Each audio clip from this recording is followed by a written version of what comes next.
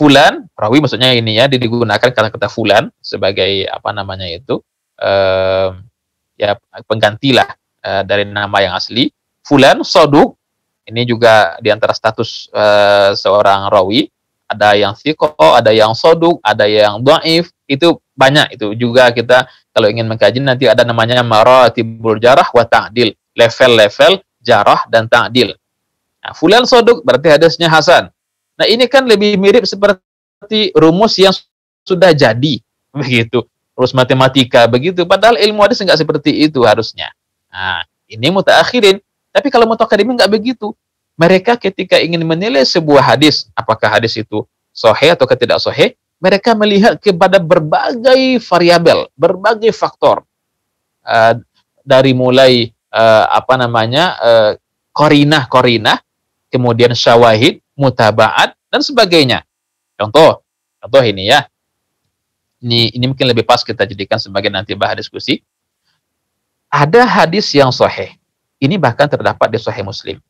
Hadisnya berbunyi begini. Rasulullah Shallallahu Alaihi Wasallam pernah menjamak sholat zuhur dan asar itu tanpa ada uzur. Bukan karena beliau sedang safar, bukan karena beliau sedang sakit, bukan karena ada hujan, bukan apa-apa. Pokoknya beliau menjamak sholat tanpa ada alasan yang kita kenal sebagai uzur syar'i. Ini hadisnya sahih. Tetapi ingat, hadis ini dikomentari oleh Imam At-Tirmidzi bahwa hadis ini la yu'malu bihi, tidak lagi diamalkan atau tidak boleh diamalkan. Kenapa demikian? Kan itu hadis. Nah, itulah keilmuannya para ulama hadis yang mutaqaddimin. Mereka tahu bahwa walaupun hadisnya itu secara zahir sahih, tetapi dia bermasalah. Nah, sehingga beliau mengatakan di dalam kitab ilalnya bahwa ini hadis tidak lagi diamalkan. Maka nanti jangan sampai kita menemukan hadis ini lalu kemudian tanpa ada alasan apa-apa kita menjamak sholat. Tidak sakit, tidak safar, tidak ada hujan, pokoknya ya jamak saja, lagi malas begitu misalnya kan. Atau ada sebagian yang menjadikan ini sebagai dasar untuk menjamak sholat ketika walimah. Mumpung ini ada acara besar, acara penting, sakral begitu kan, dan juga ada hadisnya, ya sudah kita jamak saja. Ingat, kita harus lihat kepada apa komentar para ulama mengenai hadis itu. Juga hadis ini misalnya hadis tentang hukuman bagi peminum khamar. Nah, ada hadisnya, kalau peminum khamar minum sekali, sekian hukumannya dijilid, ya, didera atau dicambuk. Tapi kalau dia masih minum kali yang keempat, ya, sekali meminum kita diberikan hukuman berupa dera, cambuk. Terus minum lagi berikutnya, cambuk lagi hukumannya. Ketiga masih dicambuk, keempat masih juga minum, apa dia dikatakan faktuluhu, bunuh saja. Kalau sudah keempat masih juga minum, bunuh saja. Itu di hadis. Tetapi hadis ini kata para ulama mutaqaddimin la yu'malu bihi, tidak diamalkan. Kok bisa? Nah, itu makanya kita harus berhati-hati. Kita mengamalkan hadis tidak bisa dengan semata-mata melihat, oh hadisnya kan ada di kitab A, kitab B. Tidak. Tanya dulu kepada para ulama, apakah hadis ini masih bisa diamalkan ataukah tidak. Karena dia punya banyak masalah. Nah, ini pentingnya ilmu tentang al-ilal. Ilmu mengetahui di mana penyakit hadis yang secara zahir tidak kelihatan. Nah, memang itu para orang yang sama dengan para dokter begitu. Dokter kan dia bisa tahu. Kita yang merasa sehat-sehat saja, tapi dokter kan bisa diperiksa. Oh, Bapak nggak sehat nih, Bapak ada masalah pada ini, pada gula darah lah, inilah macam-macam kan. Kita nggak tahu. Mana saya kan sehat, dokter. Dia kan punya alat, dia punya ilmu tentang itu. Kita nggak tahu. Nah, gitu. Kita nggak tahu hadis ini bermasalah, karena kita lihat di bukunya, namanya sahih, tapi ulama tahu bahwa dia bermasalah. Itu pentingnya kita apa? Merujuk kepada pendapat ulama mutaqaddimin. Oke, Sa'adi, silakan lanjut. Baik. Nah, jadi ini yang dikeluhkan oleh banyak ulama hadis saat ini. Dan saya juga termasuk di antara mungkin orang yang dikeluhkan oleh para ulama ya ketika saya menulis tesis S2 di Al-Azhar di bidang hadis, saya juga menggunakan cara ini. Nah, ini caranya tidak tepat sesungguhnya. Jadi kalangan mutaakhirin, apalagi yang mu'asirin, kontemporer, kalau ingin menilai kesikohan seorang rawi, kemana dia merujuk? Cukup merujuk kepada kitab At-Taqrib, Taqribut Tahdzib, karangan Ibnu Hajar saja. Kalau kata Ibnu Hajar rawinya thiqah, berarti hadisnya sahih, kan begitu. Kalau kata Ibnu Hajar rawinya soduk, berarti hadisnya hasan. Kata Ibnu Hajar rawinya itu lahu auham, dia punya beberapa kekeliruan, berarti hadisnya dhaif. Ini seperti apa namanya, rumus matematika jadinya kan. Padahal nggak begitu seharusnya. Nah, jadi memang harusnya ketika ingin menilai status sebuah hadis, kita memang perlu mengerahkan segala kemampuan. Melihat pendapat para ulama mutaqaddimin, kemudian mengkaji apakah ada di sana illah yang tidak kelihatan. Maka boleh jadi satu hadis itu kalau ingin dikaji secara mendalam, kita akan butuh bisa jadi seminggu, 2 minggu, bahkan mungkin berbulan-bulan. Saya mengalami itu ketika ada sebuah hadis yang saya kaji ketika menulis tesis itu. Sampai 2 minggu baru selesai mengkajinya. Karena memang cukup rumit. Ulama A mengatakan begini, rawi A begini statusnya, dan sebagainya. Gak masalah kita ketika selesai itu kan, kita menjadi lebih lega kita telah mengarahkan kemampuan yang kita bisa untuk menilai sebuah hadis. Oke, saya Ardi, apakah suara saya terdengar dengan baik? Cukup jelas, Ustaz. Oh, tadi ada yang bilang suaranya kurang jelas. Oke, silakan Ustaz Ardi, lanjut. Baik. Ini juga penting. Dan ini memang masuk dalam takhasus ini ya, spesial hadis ini. Kalangan mutaqaddimin memberikan perhatian yang besar kepada apa yang disebut dengan madarul hadis. Ini kita sudah masuk ke dalam kajian hadis yang serius ini. Serius kita lagi nih. Madarul hadis. Dari daro yaduru, madar. Apa arti madarul hadis? Nanti kita jelaskan.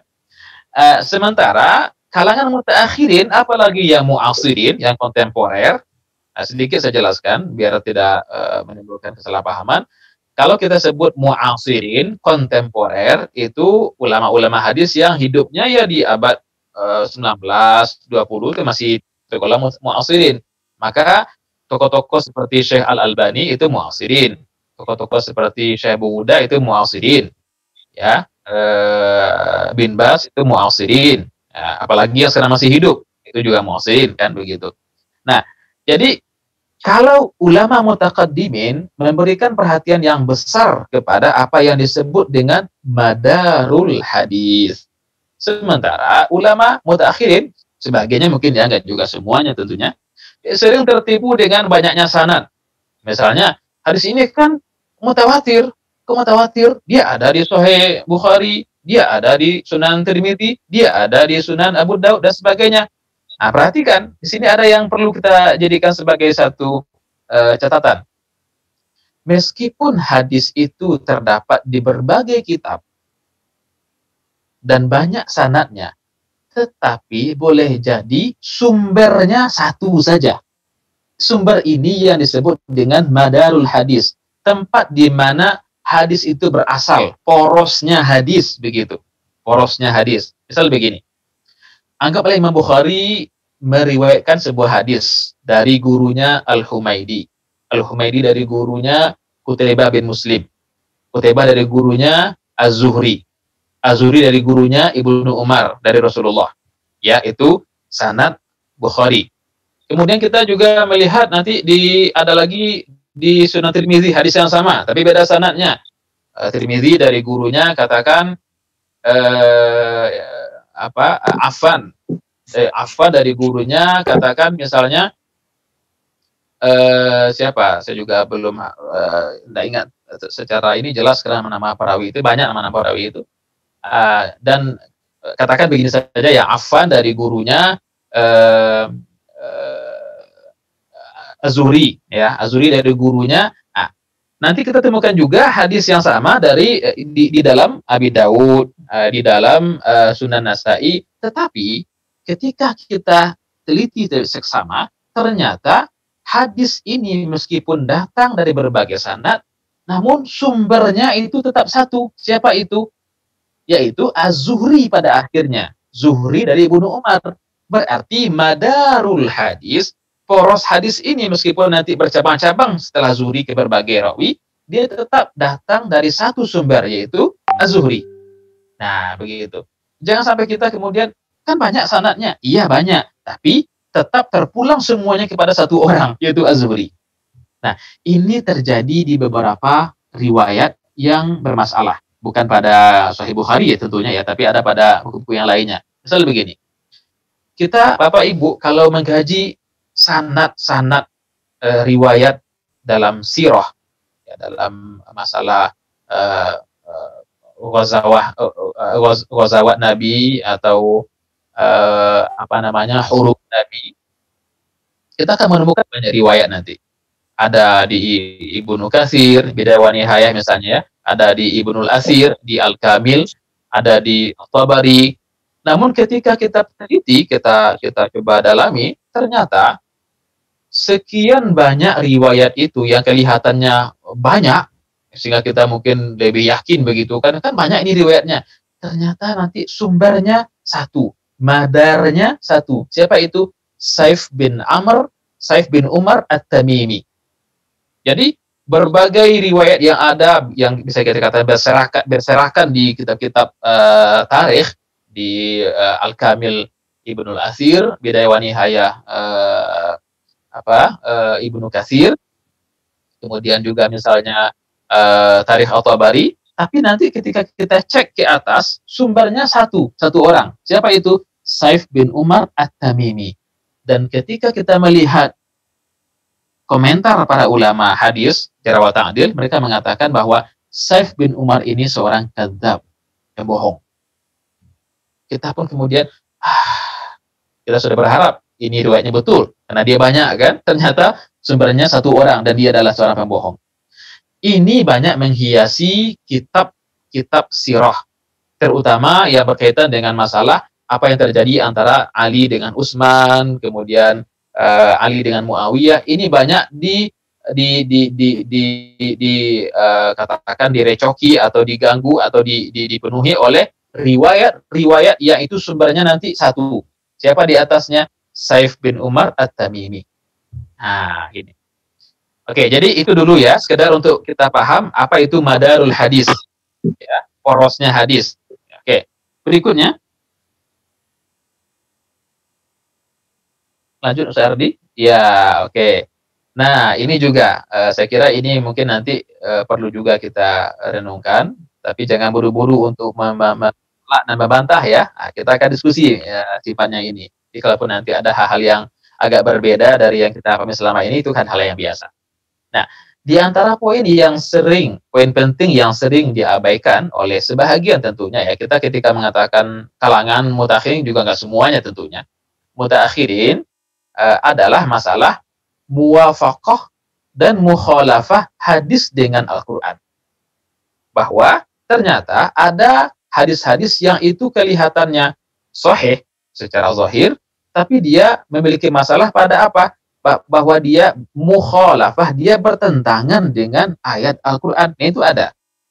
Nah, maka saya katakan malam yang kemarin di pertemuan yang pertama, silakan dirujuk ke kitab Al-Fawaid Al-Maqsudah fil Ahadits Al-Mardudah Asyadzah Al-Mardudah. Bahwa ada hadis yang itu sahih sebenarnya secara sanad ya, ataupun juga secara matan. Namun dia punya masalah dalam hal apa? Mukhalafah dengan Al-Qur'an. Memang nanti akan berbeda juga ulama memahami ini. Ada yang mengatakan, oh enggak mukhalafah kok, bisa kok dijadikan jawabannya, komprominya, ya silakan saja. Itu kan beda-beda pemahaman. Tapi seperti Syekh Abdullah Ibnu Siddiq Al-Ghumari misalnya, dalam kitab yang tadi saya sebutkan itu, beliau mengatakan bahwa hadis yang menjelaskan bahwa Allah menciptakan langit dan bumi fi sab'ati ayyam, 7 hari, disebutkan di sana Sabtu, kemudian Ahad, kemudian Isnin, sampailah kemudian hari Jumat, 7 hari itu kan. Nah, ini kata beliau, yukhalif, bertentangan dengan ayat Al-Quran yang mengatakan bahwa Allah itu khalaqas samawati wal ard fi sittati ayyam. Allah menciptakan langit dan bumi dalam berapa masa? 6. Sittah, bukan sab'ah. Nah, begitu. Jadi oleh beliau itu juga punya dalil dan punya alasan. Ini hadis ini bermasalah. Kenapa? Karena dia yukhalif dan yata'arad ma'ama fil Quran. Bertentangan dengan apa yang ada dalam Al-Quran. Juga demikian dengan hadis yang sering mungkin kita dengar tentang Nabi itu bertanya kepada seorang budak, ya, budak Al-Jariyah, dengan mengatakan Aina Allah, di mana Allah. Ini kan hadis yang begitu banyak dibicarakan, dia menimbulkan polemik yang berkepanjangan. Tapi ini bukan bahasan kita sekarang. Saya ingin mengatakan bahwa ini diantara contoh oleh Syekh Abdullah Siddiq Al-Ghumari, bahwa ini hadisnya hadis yang syadz, yang janggal, yang lemah, walaupun dia secara zahirnya sahih. Kenapa? Karena di Al-Quran, kata beliau, tidak ada Allah itu diketahui dengan cara bertanya di mana, itu aina Allah, tidak. Apalagi dengan banyak ayat Al-Quran yang kita sudah tahu, laisa kamitslihi syai'un dan sebagainya. Nah, ini memang sangat debatable, sangat bisa diperdebatkan hal seperti ini, tapi ini bisalah menjadi satu stimulan bagi kita untuk mengkaji lebih jauh tentang bagaimana sesungguhnya ilmu hadis ini begitu dalam, begitu luas, ya. Dan memang ini di antara kajian yang bisa dikatakan kajian kekinian, kajian kontemporer dengan masalah ini, tentang perbedaan antara mutaqaddimin dengan mutaakhirin. Nah, saya pribadi, kalau seandainya ada perbedaan pendapat antara ulama mutaqaddimin dengan mutaakhirin dalam sebuah hadis, saya lebih cenderung kepada pendapat mutaqaddimin dengan banyak alasan. Satu, memang ulama mutaqaddimin itu sudah mengerahkan berbagai kemampuan mereka untuk menilai sebuah hadis, tidak hanya kepada zahir sanad, tapi dengan berbagai variabel yang lainnya. Nah, tanpa kita mengurangi rasa hormat kepada mutaakhirin yang tentu juga punya hak untuk mengkritisi pendapat ulama mutaqaddimin itu. Tapi kita merasa lebih tenang dan lebih nyaman dengan pendapat dari ulama mutaqaddimin yang berangkat dari al-faham, pemahaman, al-hifiz, hafalan, dan juga diqqatun nazar, penelitian yang lebih dalam. Itu barangkali saya kira sudah ada beberapa yang ingin bertanya, dan insya Allah tentu ini adalah lontaran pikiran, ya, tidak mesti benar. Yang jelas semoga menambah wawasan kita dan menambah motivasi untuk semakin belajar. Memang ilmunya sangat luas. Tidak semudah yang kita bayangkan, 1-2 buku langsung jadi alim, yang enggak begitu. Perlu masa yang panjang untuk bisa mengetahui sebuah ilmu itu. Wallahu ta'ala a'la wa a'lam. Masya Allah. Syukran. Jazakumullah khair, Ustaz. Ini mudah sekali untuk dicerna, termasuk juga banyak redaksi dalam hadis yang diterjemahkan. Semoga memberikan kemudahan kita untuk memahami Bapak sekalian. Nah, alhamdulillah ini semakin malam, justru malah semakin panas ini. Bertambah saat ini ada 91 orang yang bergabung. Terima kasih Ibu Bapak. Semoga berkah. Dan sudah ada partisipan yang ingin bertanya secara langsung atau boleh juga memberikan pandangan lain. Kita terbuka untuk diskusi saat ya. Ya. Ada dari Pak Adi Farkacaya. Silakan Pak Adi.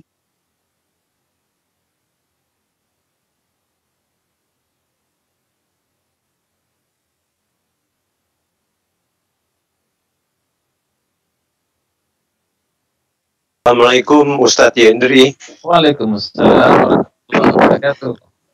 Tadi kan disebutkan bahwa kalau ada pendapat dari ulama muqaddimin, ya Ustadz, ya, dibandingkan yang mutaakhirin, kita pilih yang muqaddimin gitu. Ini kan terkait sama ini hadis yang di hadis Bukhari dan Muslim yang disahihkan atau didoifkan oleh Albani. Padahal kan yang untuk ulama sekelas Bukhari, Muslim itu kan punya kompetensi dan otoritas dalam menilai suatu hadis gitu. Benar. Ini mohon penjelasannya untuk yang pertama ya, Ustadz. Pertanyaan yang kedua adalah terkait sama hadis Saqalain ya, Ustadz. Karena ini ada di share di grup Cordova gitu ya. Yang intinya adalah matannya terkait sama pusaka yang ditinggalkan oleh Rasulullah, yaitu berupa kitab Allah dan sunnahku. Itu kan diriwayatkan oleh Al-Hakim. Namun yang saya pernah dengar ini ternyata riwayat ini tidak terdapat dalam kitab hadis kutubus sittah gitu, Ustadz. Jadi ada ulama yang menilainya hasan bahkan doif.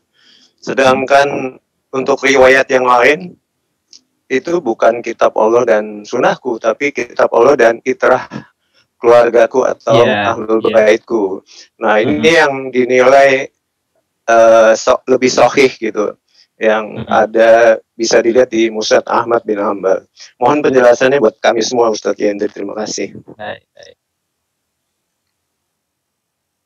Baik, terima kasih Bapak Adi. Pertama, tentang hadis-hadis yang sudah dimuat oleh Imam Al-Bukhari dan Muslim rahimahumullah ta'ala dalam kitab sahih mereka, yang kemudian oleh Syekh Al-Albani rahimahullah ta'ala, itu ada beberapa yang beliau katakan dhaif, padahal dia terdapat di dalam sahih Bukhari dan Muslim. Ini memang menimbulkan respon dan bantahan dari sebagian ulama hadis yang lain, seperti tadi saya katakan juga namanya Syekh Abdul Fattah Abu Udah, yang itu agak keras membantah Syekh Albani dengan menyampaikan bahwa ini Syekh Albani sudah terlalu lancang mendhaifkan hadis sahih Bukhari Muslim, begitu.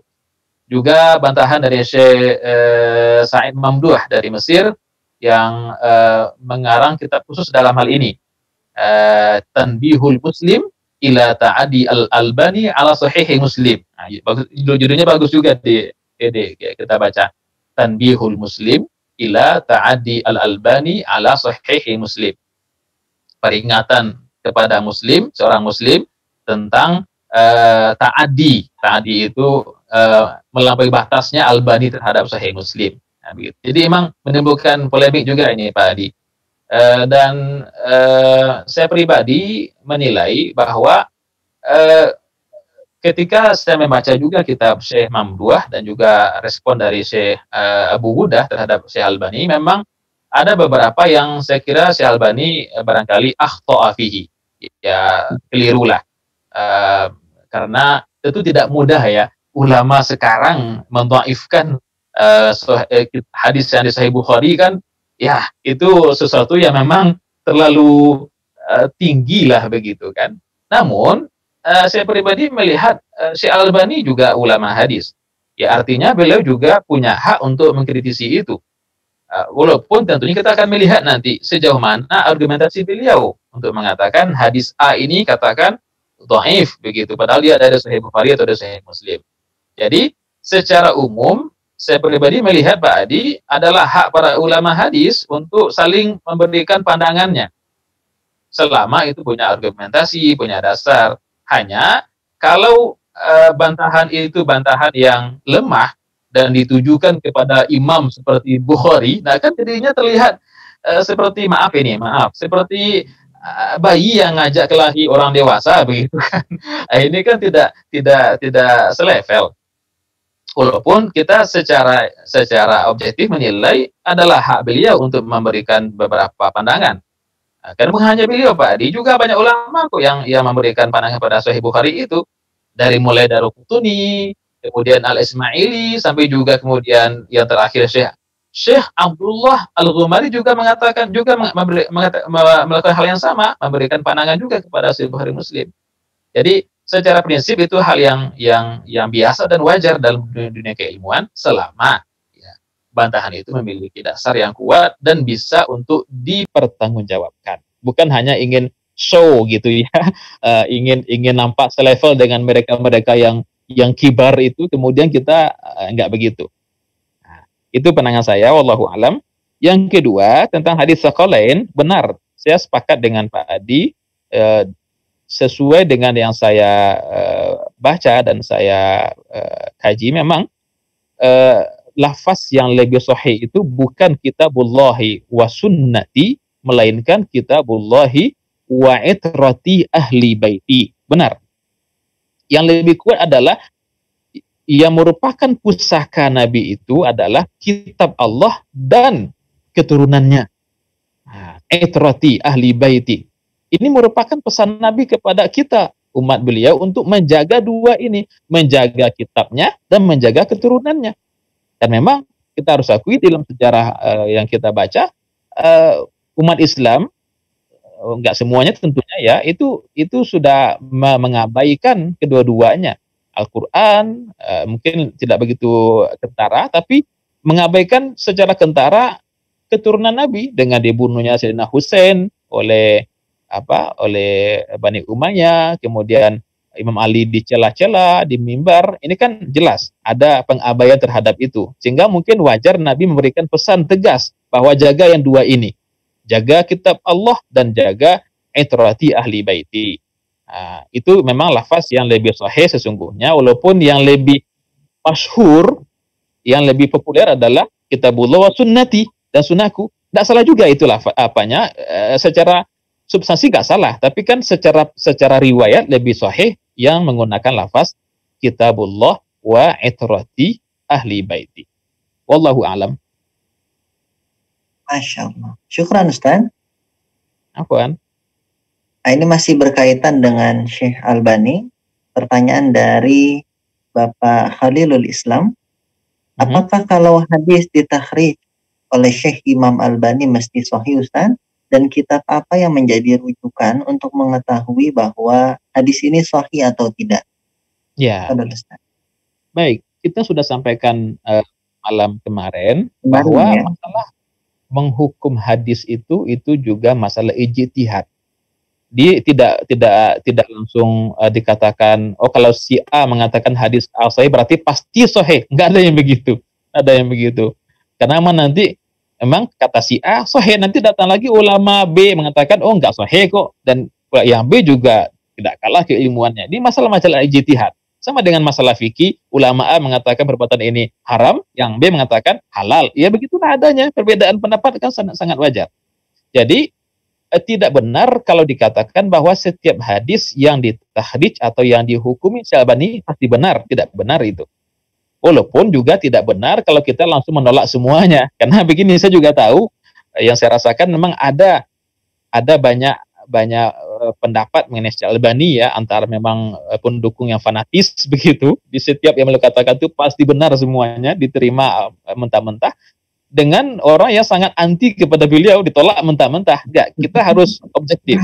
Kita lihat, kalau takhrij beliau, hukum beliau itu memiliki dasar, memiliki argumentasi, dan dapat dipertanggungjawabkan, kita terima. Walaupun datang dari Syalbani. Jangan Syalbani, orang yang ini pun, yang enggak dikenal pun, kita akan ambil pendapat beliau selama itu punya dasar. Kita tidak melihat kepada sosok dan tokohnya, tapi kepada apa? Argumentasinya. Kan begitu yang kita yakini ya. Qul hatu burhanakum, katakan mana buktinya. Kan gitu, mana argumentasinya. Al-haqqu yu'rafur rijalu bil haqqi. Orang itu dikenal dengan hak yang disampaikannya, bukan sebaliknya. Bukan hak itu dikenal dengan orang menyampaikannya, enggak begitu. Nah, makanya kita kan sudah sering mendengarkan unzur maqala wala tanzur man qala. Lihat apa yang dikatakannya, teliti itu, analisa itu, kaji itu, kalau benar terima, kalau salah dibuang. Jangan lihat orang yang mengatakannya, oh dia maaf ini salafi, berarti dia sesat. Enggak begitu juga.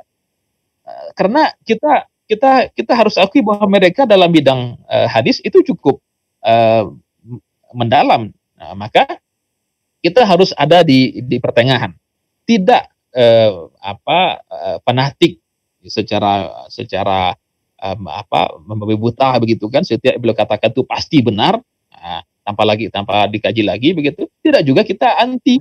Nah, maka kita lihat, kalau pendapat A yang beliau sampaikan itu memiliki dasar argumentasi dan itu berangkat dari ilmu yang telah atau kaidah yang telah digariskan para ulama terdahulu, kita ambil. Tapi jika tidak, ya kita buang. Kan begitu. Nah, kita tidak ada basa-basi dalam masalah al-haq ini. Yang benar-benar, yang salah-salah, kan begitu. Wallahu a'lam. Masya Allah. Ini wasatiyahnya Islam gini Satya, untuk kita objektif dalam mengambil pesan.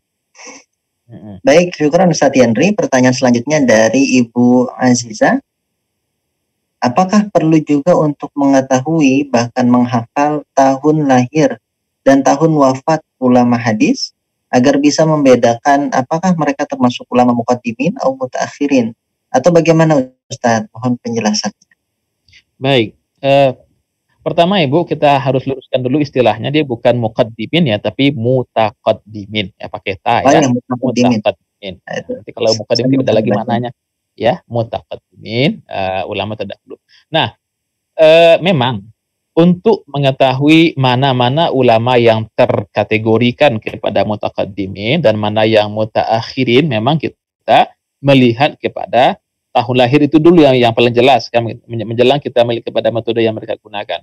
Tapi Ibu juga tidak harus menghafal itu kok, karena bisa bikin pusing. Mending hafal Al-Quran saja lah Ibu, nggak usah menghafal itu nanti ada juga banyak gunanya. Cukup merujuk ke buku-buku yang sudah ada saja. Ada ke buku-bukunya. Jadi untuk melihat tahun lahir seorang ulama, seorang rawi, tahun wafatnya, siapa guru-gurunya, siapa murid-muridnya, dia kemana saja pergi belajar, dan sebagainya, itu terekam dengan sangat bagus di buku-buku tentang jarah wa ta'dil. Dan di antara buku yang saya rekomendasikan, buku ini bisa didapatkan secara free di internet, di situs waqfiyah.com, adalah kitab Tahdzibul Kamal. Tahdzibu al-Kamal fi Asma'ir Rijal. Buku ini dikarang oleh Imam Abul Hajjaj Al-Mizzi namanya. Al-Mizzi. Al-Mizzi ini ulama abad ke-7 Hijriah, atau akhir abad ke-6 Hijriah, yang merupakan guru dari Imam Az-Zahabi, guru dari banyak ulama. Dan buku ini sangat penting dan harus dimiliki oleh setiap pengkaji hadis. Tahdzibul Kamal. Bukunya tidak banyak, hanya 50 jilid saja. Luar biasa. Tapi kita nggak usah beli kok, mahal kalau dibeli. Cukup kita searching di internet, di download, PDF-nya sudah tersedia secara majanan, gratis, free. Nah, itu penting. Dan itu sudah bisa kita jadikan sebagai rujukan untuk mengetahui rawi A ini kapan lahirnya, kapan wafatnya, siapa gurunya, siapa muridnya. Ya. Nah, hanya begini Ibu, kita harus kembali ingatkan bahwa sesungguhnya perbedaan yang paling mendasar antara mutaqaddimin dengan mutaakhirin itu tidak hanya melihat kepada masa mereka hidup, tetapi apa? Kepada perbedaan metodologi yang digunakan. Nah, itu. Jadi, meskipun ulamanya itu hidupnya di abad ke-8 Hijriah, 9 Hijriah, atau mungkin di masa sekarang ini hidupnya, namun kalau metode mereka itu sama dengan metode para ulama kibar seperti Imam Ahmad ibn Hanbal, Imam Sufyan Ibnu Uyainah, maka mereka digolongkan kepada mutaqaddimin. Bahwa mereka ketika menilai status sebuah hadis tidak hanya terpaku kepada zahir sanad, kepada kondisi luar sanad saja, tapi apa? Dikaji secara mendalam, qara'innya, mulabasatnya, syawahidnya, mutabaatnya dan sebagainya.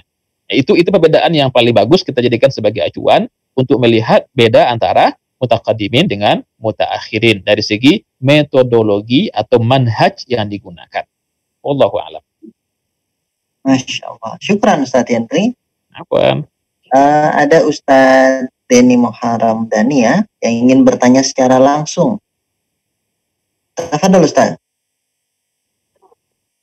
Oke, terima kasih atas waktunya. Menarik pembahasan mutaqaddimin mutaakhirin ini ya. Mungkin di awal kemunculannya, suara saya jelas atau tidak? Jelas. Suara saya di awal kemunculannya Syekh Malibar ini banyak mendapat hujatan juga ya dari beberapa ahli hadis. Mungkin pertanyaan saya terkait sanad hari ini ya, karena gerakan sekarang sama kutubul hadis itu begitu lumayan marak, tetapi mungkin memposisikan sanad hari ini itu seperti apa?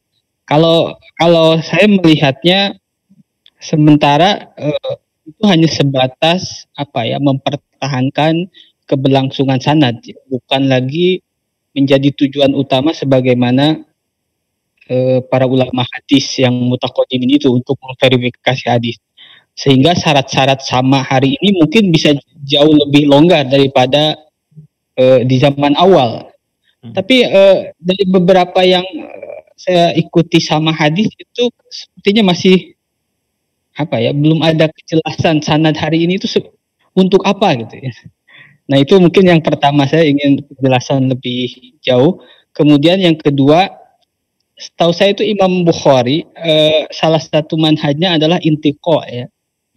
Memilah dari sekian rawi. Bahkan ada sekian rawi dari kalangan Syiah, tetapi karena yang dilihat adalah kebenarannya dari yang diriwayatkan, akhirnya Imam Bukhari bisa mengambil. Nah, kalau untuk misalnya itu kan kalau misalnya kita mengambil riwayat-riwayat dari kalangan Syiah hari ini dengan asumsi rawi-rawi dari Syiah ini diasumsikan thiqah, dan kita menggunakan gayanya Imam Bukhari di dalam intiqo rawi-rawi dari kalangan Syiah, sehingga mungkin bisa menutupi antara hadis di kalangan Sunni dan di kalangan Syiah. Apa memungkinkan seperti itu atau tidak? Kemudian yang ketiga, ini saya masih ragu juga, apakah semua hadis itu sudah ditashih atau ditaklil oleh mutaqaddimin atau tidak? Kalau memang itu sudah, kemudian kitab jarh wa ta'dil atau kutubul ilal atau yang lainnya itu fungsinya seperti apa? Kalau memang sudah ditashih semuanya. Kalau memang ada yang belum, ya mungkin itu masih bisa kita gunakan. Mungkin itu sementara. Terima kasih. Baik, barakallahu fiik Ustaz Denny. Terima kasih pertanyaannya.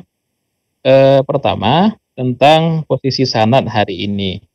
Saya mungkin sepakat dengan yang tadi Ustaz Denny sampaikan itu, bahwa sebenarnya untuk hari ini dan bahkan jauh beberapa abad sebelum ini pun juga demikian, itu sanad kan tidak terlalu memainkan peran yang penting dalam dunia hadis. Kenapa? Karena memang hadis-hadis itu kan sudah dituangkan ke berbagai kitab. Jadi kalau sebelumnya fokus perhatian ulama hadis lebih kepada meneliti rawi A ini bagaimana statusnya, ketiqahannya. Nah, kemudian kan berubah menjadi fokusnya kepada nisbah kitab ini kepada si A benar atau tidak, kan begitu. Apakah ini benar kitabnya si A yang mengarang atau tidak? Dia sudah berbeda fokus karena memang berbeda masa. Jadi betul bahwa sesungguhnya itu lebih sebagai untuk menjaga saja istimroriyah dan sebagai kebanggaan kita sebagai umat sanad, ya kan begitu kan, laulal isnadu laqala man qala, kan begitu. Dan bahkan mengenai ijazah pun juga sekarang lebih kepada litabaruk saja, tabaruk saja, begitu juga nggak begitu urgent fungsinya.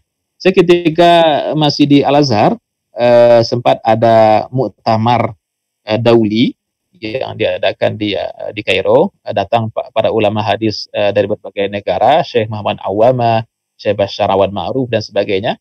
Lalu teman-teman mencoba untuk mengejar para ulama ini, meminta ijazah begitu. Ya. Dan apa kata para ulama itu? Antum ini minta ijazah untuk apa gunanya? Kan kita baru jumpa. Emang untuk tabaruk saja, dan ada semacam kebanggaan kan. Saya dapat ijazah dari Syekh Muhammad Awama, dari Syekh Syarif Syekh Hatim Auni dan sebagainya gitu. Jadi sebenarnya sekarang ini akan lebih bagus kalau perhatian kita lebih ditujukan kepada fikih hadis. Ya, fikih hadis ya, setelah kita mengkaji mengenai hukumnya, ya mengenai sahih dan hasan atau dhaifnya itu, kita melangkah kepada fikih hadis. Daripada kita menghafal sanad yang itu juga ada di buku kok. Kita bisa langsung ke buku kok untuk mencek itu semua. Walaupun tidak salah kalau memang ada yang memiliki himmatun aliyah, semangat yang tinggi menghafal sanad, silakan saja. Tapi saya kira ini ya sudah selesai oleh lama dahulu, ya mending kita pikirkan yang lain lah. Yang itu yang pertama. Yang kedua, memang kesepakat itu memang ada dibahas oleh Syekh Jamaluddin Al-Qasimi. Beliau mengatakan dalam kitabnya tentang cara adil bahwa Bukhari itu luar biasa manhaj beliau. Beliau tidak menutup diri dari riwayat-riwayat yang benar, bahkan pun dari tokoh-tokoh yang dikatakan ahli bid'ah. Bukan hanya Syiah saja, juga dari sebagian yang dicap sebagai Qadariyah, bahkan juga ada Khawarij. Seperti Imran bin Hattan itu Khawarij, ada di Sahih Bukhari. Kenapa? Tahu orang ini orang yang jujur, bagi beliau yang menjadi itu dan dia mendakwahkan bid'ahnya itu tidak diterima. Kalau dia tidak mendakwahkan tidak masalah. Tapi Al-Bukhari tidak begitu. Beliau memang selektif sekali, dan beliau menjadikan as-siddiq sebagai acuan utamanya. Selama rawinya shadiq, jujur, maka diterima oleh beliau riwayatnya, meskipun dia berlatar belakangkan Syiah atau bahkan juga Qadariyah atau bahkan juga Khawarij. Selama sudah diteliti dan dipastikan dia dalam hadis A ini jujur, begitu. Nah, sekarang bagaimana? Ya, saya kira tadi kita kan tidak lagi di masa periwayatan, tapi ini bisa menjadi salah satu pintu gerbang madkhal, saya kira ya, untuk ya saya juga tidak akan membuka polemik baru nanti mendakwahkan untuk takrib ya, takrib baina Syiah wa Sunnah begitu. Tapi sesungguhnya kita punya beberapa multaqa, hal yang bertemu kita di sana, ya. Dan itu dicontohkan oleh para imam kita yang kita hormati semuanya, Imam Bukhari, Imam Muslim dan sebagainya itu. Nah, tanpa kita menutup mata dari memang banyak juga tokoh-tokoh Syiah itu yang sengaja memasukkan riwayat untuk mengangkat para imam mereka, itu ada ya. Tapi ingat juga ada di antara mereka yang diterima oleh para ulama kita karena memang kejujuran mereka. Itu yang kedua. Yang ketiga, apakah semua hadis sudah ditashih oleh mutaqaddimin?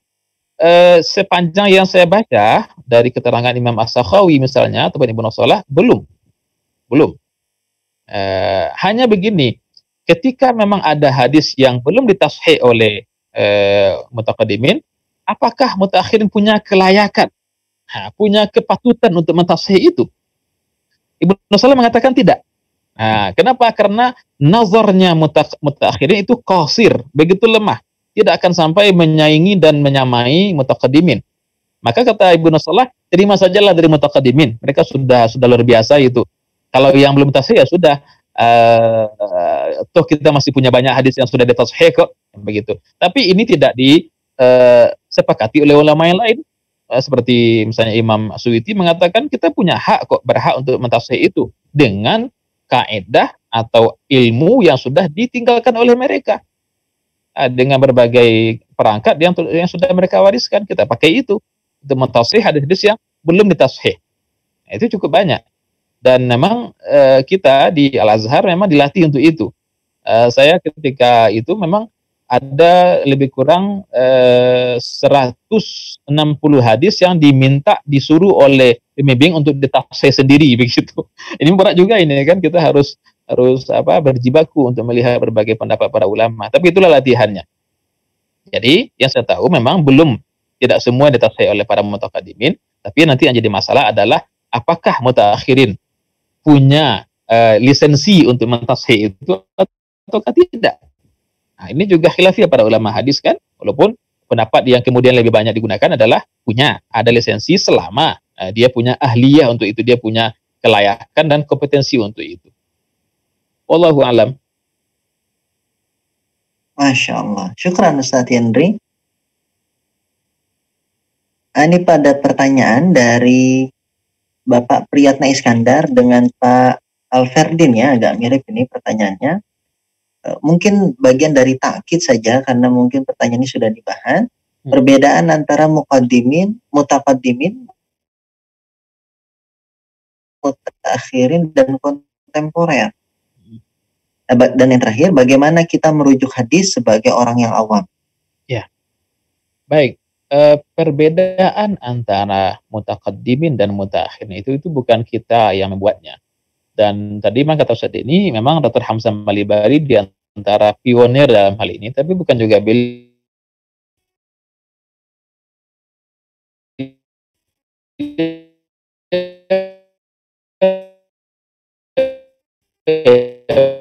ya sudah lama sesungguhnya. Hanya mungkin mengungkapkan perbedaan kedua metode itu secara sistematis mungkin belum banyak yang melakukannya. Nah, itu tadi di antaranya yang melakukan Dr. Hamzah Al-Malibari. Nah, jadi ini perbedaan yang memang wajar terjadi karena memang perbedaan masa dan perbedaan kemudian fase yang dihadapi, fase keilmuannya, kemudian juga perbedaan kultur, perbedaan metodologi yang digunakan, sangat mungkin terjadi hal itu. Jadi saya katakan bukan hanya di bidang hadis, bahkan juga di berbagai bidang, di fikih juga begitu, di usul fikih juga begitu. Nah, kita ketika mengkaji ini tidak bermaksud untuk merendahkan salah satunya. Kita ingin melihat bagaimana ilmu ini ada pada dasarnya, pada awalnya, dan bagian dia berkembang kemudian. Sama begini, kita berikan satu permisalan, walaupun tidak begitu pas ya. Kita kalau ingin mendapatkan air yang jernih, kemana kita perginya? Ke muara atau ke hulu? Kan ke hulu kita perginya. Karena semakin jauh dari sumber, kan dia semakin berinteraksi dengan banyak hal, sehingga dia semakin keruh, kan begitu. Nah, tentu kita ingin melihat bagaimana dia pada asalnya, pada awalnya. Walaupun tidak berarti kita mengatakan, oh berarti ulama yang belakangan keruh-keruh airnya, enggak begitu juga. Ini kan hanya sebagai kemisalan saja. Nah, jadi memang itu ada dan tidak bisa dipungkiri. Hanya nanti tentang sejauh mana perbedaannya itu kan mahal nazar, bisa didiskusikan oleh para ulama kita. Adapun mu'asirin ini kan ulama yang kontemporer, ya masa sekarang lah. Ini juga tidak begitu baku dan kaku ininya batasannya, tapi bisa dikatakan ulama yang hidupnya di abad 20 atau 19 akhir sampai sekarang yang masih hidup itu dikatakan mu'asirin. Jadi tadi saya katakan seperti Syekh Al-Albani rahimahullah itu juga dikatakan mu'asirin. Nah, batasnya di mana? Ini juga tidak terlalu tegas, tapi pernah Syekh Ali Jum'ah mengatakan, yang saya pernah dengar di Al-Azhar, kata beliau batasnya itu mu'asir itu beliau menghitungnya dari awal abad 20. Nah, yang menjelang itu berarti lagi klasifikasinya. Itu kan mahal nazar itu ya, bisa diperdebatkan juga. Nah, untuk kita orang yang barangkali tidak spesial di bidang hadis, bagaimana kita menyikapi hadis? Ya sama juga Bapak dengan masalah-masalah yang lain. Kalau kita tidak punya ilmu di bidang itu, ya sudah, kita bertanya. Itu saja intinya. Fas'alu ahla dzikri in kuntum la ta'lamun. Kalau nggak tahu, ya tanya pada orang yang tahu. Yang bahaya itu, sudahlah tahu, kita pun berani untuk berlagak tahu begitu. Ini kan fatal ini. Makanya ada kata seorang ulama itu, orang yang paling merugi dan paling sial itu adalah rajulun la yadri annahu la yadri. Rajulun la yadri wa la yadri annahu la yadri. Dia tidak tahu dan dia pun tidak tahu kalau dia tidak tahu. Ini sudah penyakit yang berlipat ganda ini. Kalau dia tahu dia nggak tahu kan dia bisa belajar, tapi dia pun tidak tahu kalau dia tidak tahu. Gitu. Rajulun la yadri, dan tidak tahu. Wa la yadri annahu la yadri. Nah, semoga kita bukan termasuk golongan seperti itu. Jadi kalau kita tidak tahu, ya itu obatnya. Dawaul ayyi as-su'al, kata para ulama kita. Obat ketidaktahuan adalah bertanya. Nah, hanya nanti Bapak begini, kita harus juga lihat siapa yang berhak dan layak kita tanya. Tidak semua orang juga kan? Nah, jangan setiap orang yang kita katakan Ustadz, berarti dia bisa menjawab pertanyaan ini. Enggak semuanya. Kita juga harus menghargai yang namanya spesialisasi. Saya katakan di bidang hadis, saya kalau tanya orang mengenai mantik, saya nggak akan jawab, saya nggak tahu mengenai mantik, nggak banyak tahu begitu kan, nggak begitu mendalami saya. Ataupun mengenai syariah, saya juga nggak begitu mendalami. Sedangkan pada teman yang paham masalah itu.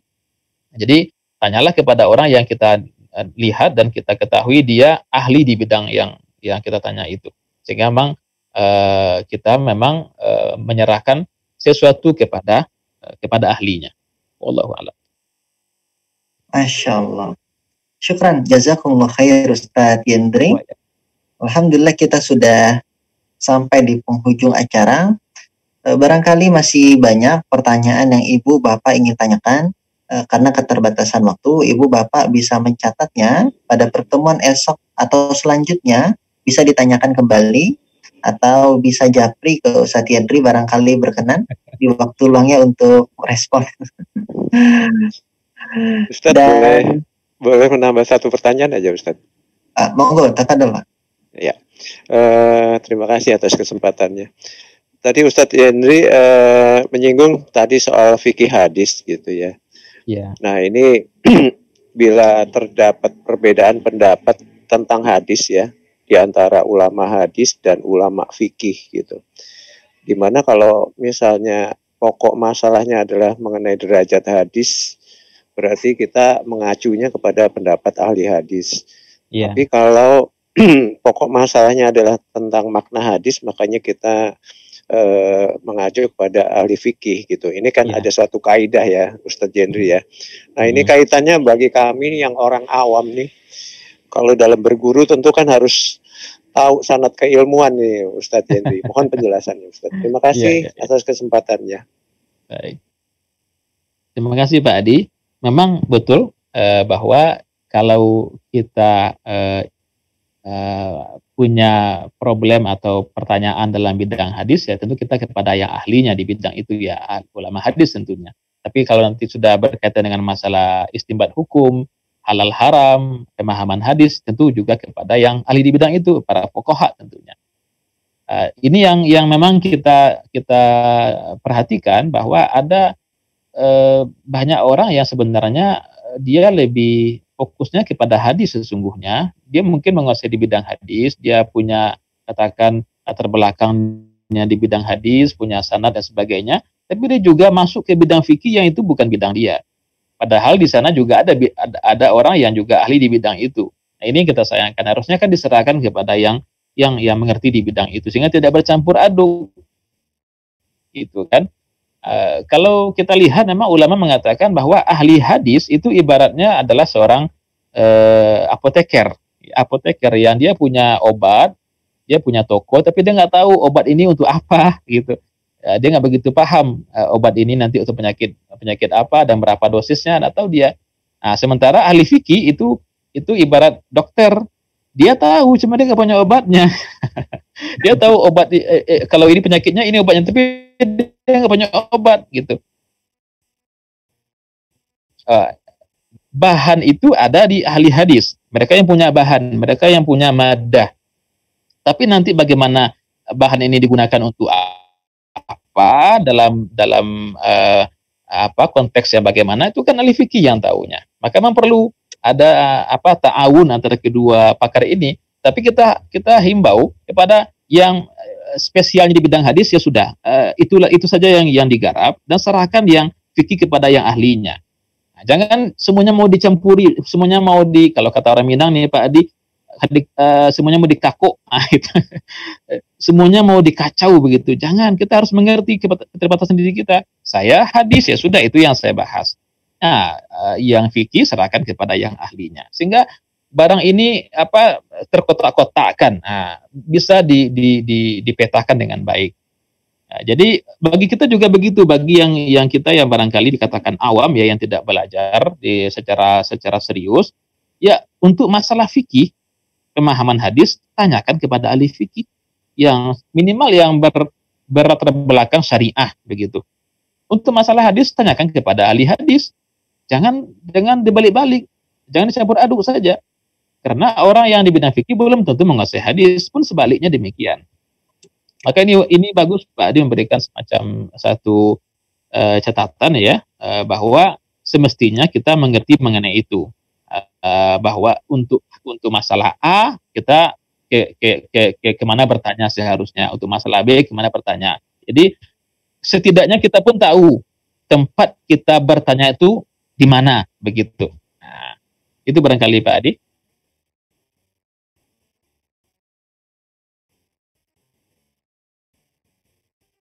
Wallahu a'lam.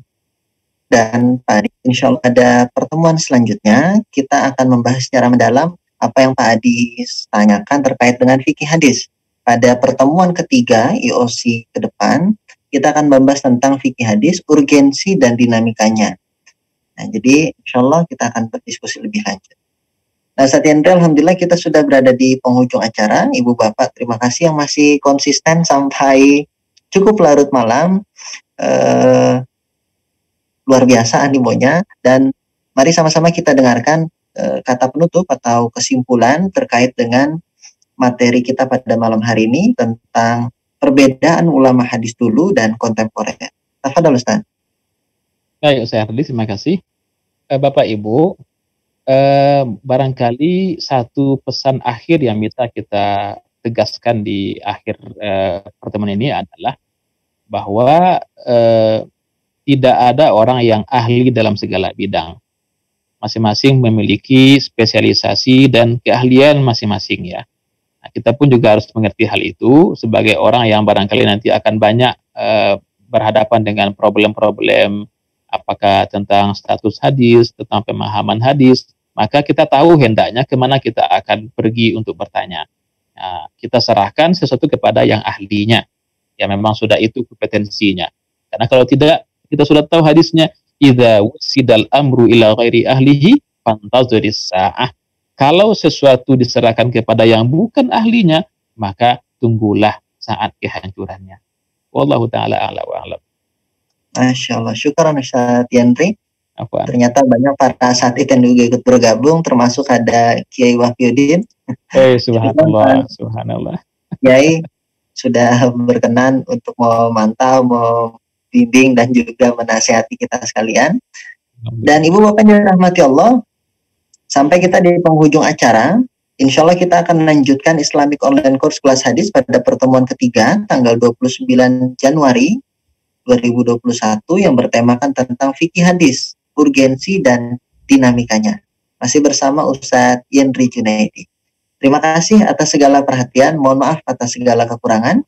Semoga berkah atas waktu dan ilmu yang diberikan Ustadz Yandri. Yang berkenan untuk semangat menimbanya. Kita tutup majelis kita dengan membaca lafaz hamdalah. Alhamdulillahirabbil alamin.